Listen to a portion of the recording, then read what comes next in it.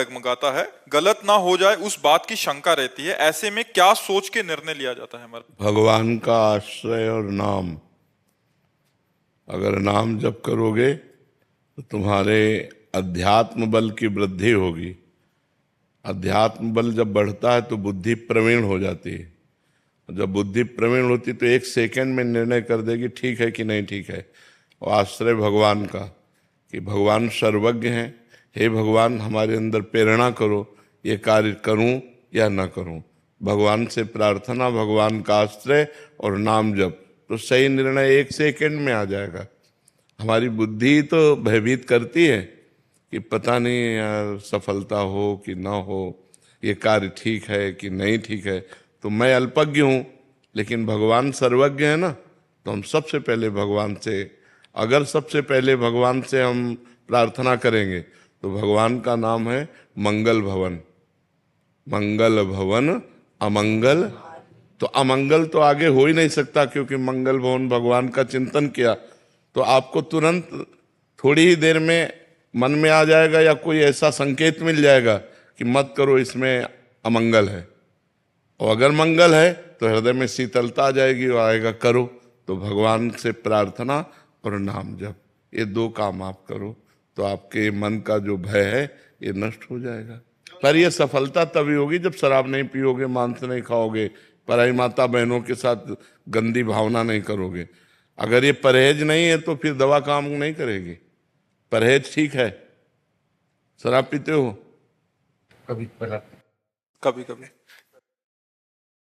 एक बार जुआ हो रहा था तो कुछ लोग खड़े थे, तो वहां फोर्स पहुंचा, पहले डंडा मारा उसके, क्योंकि वो देख रहा था ना ऐसे। तो उसने कहा यहाँ क्यों खड़े हो? बोले देख रहे थे। बोले साहब पहली बार आए। बोले सब कहते पहली बार आए ऐसे सब कहते हैं। तो गलत काम कभी कभी करो या रोज करो, गलत गलत है। अगर आज आप यहाँ आए हो तो भगवान की आप पर कृपा है, क्योंकि बिना भगवान की कृपा के साधु संग नहीं मिलता। अब मोहि भा भरोसा हनुमंता, बिनु हरि कृपा मिले नहीं संता। तो कुछ तो ले लो और कुछ दे दो, ज्ञान ले लो और दुर्गुण दे दो। तो नियम लो आज से कि आप शराब नहीं पियोगे। पक्का? मौन हो के नहीं? जी पक्का गुरुजी। हाँ, आज से शराब नहीं पियोगे। भगवान से प्रार्थना करते हुए, नाम जप करते हुए अच्छे बनो। क्यों गलत कार्य करो? रोज पीते नहीं हो, कभी कभी क्यों गंदगी को स्वीकार करो? गंदगी ही है जिसे शास्त्र विरोध करता है। आज के वातावरण में फैल चुका है। मदिरापान ऐसे फैल चुका है जैसे कोई जाए तो ठंडा शरबत पिलाए ना, ऐसे अब पार्टी, मित्रता, स्वागत सब इसी से होने लगा है। जब छोटे थे ना गुरुजी तो ऐसा लोग कहते थे कि भाई इससे बात मत करो, ये शराब पीता है। अब कहते हैं कि भाई इससे बात मत करो, ये शराब नहीं पीता। हाँ बिल्कुल बिल्कुल। इसलिए क्या है गुरुजी कि दिल्ली शहर में तो सोशलाइज होने के लिए ऐसा एक वो हो गया है कि आपको जाना है और आपको ग्लास पकड़ना है, और आप चाहे पियो मत पियो पर आपको ग्लास। एक हम कथा सुना दे तो तुम्हारा उत्तर बहुत बढ़िया इस बात का आ जाएगा। ब्रह्मा जी के 4 पुत्र हैं। वैसे तो सब सृष्टि ही है, सतयुग, त्रेता, द्वापर और कलयुग। जब नरक की सृष्टि हुई तो ब्रह्मा जी ने सतयुग से कहा जब तुम्हारा राज्य आएगा बेटा तो नरक की तरफ भी ध्यान रखना, क्योंकि वो खाली नहीं रहना चाहिए। तो उनका हमारे राज्य में कोई नरक नहीं जाएगा।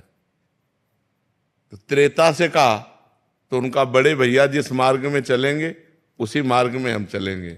द्वापर से कहा तो द्वापर ने कहा पिताजी आपकी आज्ञा का कुछ कुछ पालन करने की कोशिश करूंगा।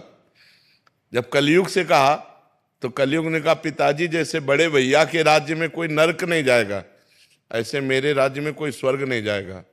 मैं पूरा नरक हाउसफुल करूंगा। समझ रहे हो ना? तो उसी का राज्य चल रहा है। तो आप जैसा कह रहे हो ना कि अगर शराब ना पिए तो लोग कहते इसे बात मत करो, शराब नहीं पीता। शराब पीता है इसलिए बात करो, मतलब टोटल नरक।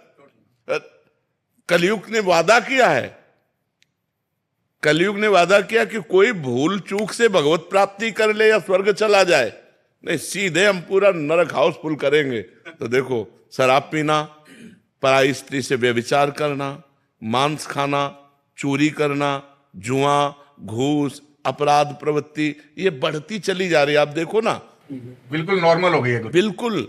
तो भैया कलयुग वाली बात सच्ची मत करो कि यार सब हाउसफुल हो जाएंगे, नहीं, कुछ तो बच लिए जाए, कुछ तो आप बच जाओ, क्योंकि अच्छे आदमी हो, आपको भगवान ने सत्संग दिया, वृंदावन धाम आए साधु संग के, तो आपका दुर्गुण छूट जाना चाहिए। तो आज से नियम ले लो कि आप शराब नहीं पियोगे, और आप ही न ले यार, जितने बैठे उतने सब ले लो।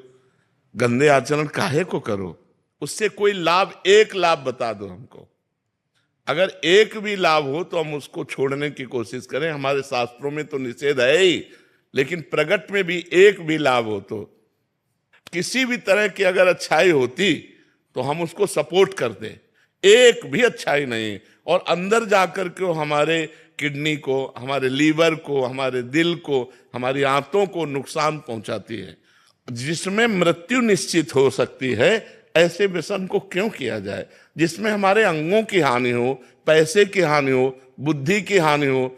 और समाज भी हंसता है जब कोई ज्यादा नशे में हो जाता है, ऐसे पड़े दिखाई देता है तो समाज हंसता है। तो इसलिए हमें लगता है भाई इसे छोड़ दो, ठीक है, और भगवान का आश्रय लो, नाम जप करो, अच्छे आदमी बनो, बुरे आदमियों की संगति से बचो, नहीं तो बहुत हानि हो जाती है।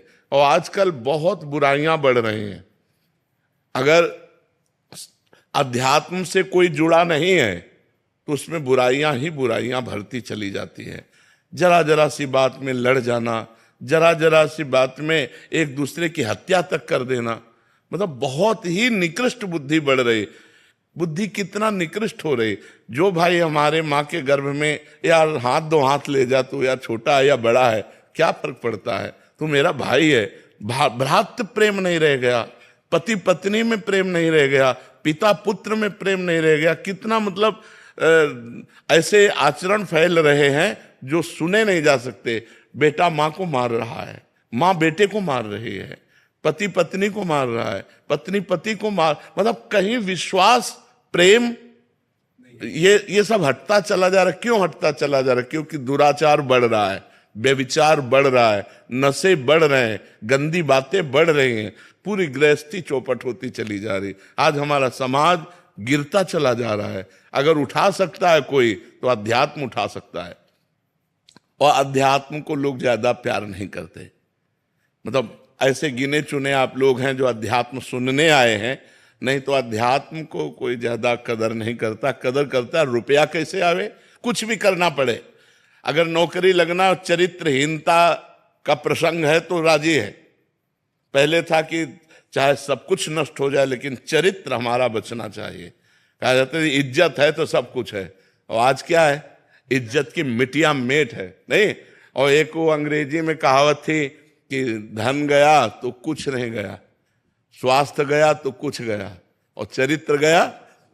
अब उल्टा है, उल्टा दिमाग चल रहा है, बुद्धि भ्रष्ट होती चली जा रही है। हम महाराज जी आते हुए यही बात कर रहे थे। एक आदमी बोले कि अब कोई, जैसे पहले बोलते थे कि भाई ये जो है जेल में रह के आया है तो कितना गंदा आदमी होगा जो अंदर रह के आया है। अब वो कहते हैं कि जेल में रह के आया लेकिन देखो कितना पैसा है, दुबई में घर ले लिया, न्यूयॉर्क में घर ले लिया। अब लोग बाहर, हाँ, लोग कह रहे हैं भैया कोई फर्क नहीं पड़ता, पैसा है ना बस बहुत है। बस पैसा, पैसा का वही तो बताया, सारा महत्व पैसे पे चला गया है।